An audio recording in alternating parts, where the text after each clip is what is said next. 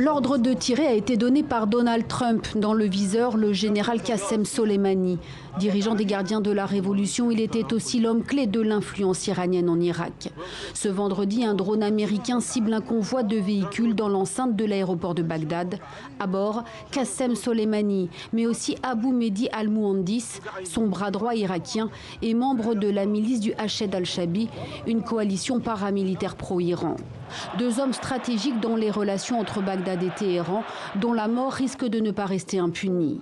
Le guide suprême, l'ayatollah Ali Khamenei, a menacé de vengeance. Le chef de la diplomatie iranienne dénonce le risque d'engrenage. L'acte de terrorisme international des États-Unis visant et assassinant le général Soleimani, la force la plus puissante pour combattre Daesh, Al-Nosra, Al-Qaïda, est une escalade extrêmement dangereuse et imprudente.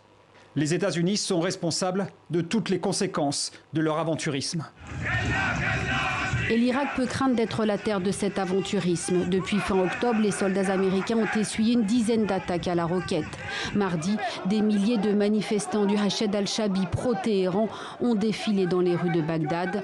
Un cortège funéraire en souvenir de combattants tués par un raid de représailles américain, mais qui s'est transformé en attaque contre l'ambassade.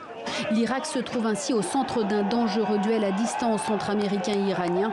Pour l'ayatollah Ali Sistani, figure tutélaire de la politique irakienne, la souveraineté est bafouée. Ces faits et d'autres encore montrent que le pays traverse une période extrêmement difficile. Et nous demandons aux intéressés de faire preuve de retenue et d'agir avec sagesse. Les États-Unis ont appelé leurs ressortissants à quitter l'Irak immédiatement.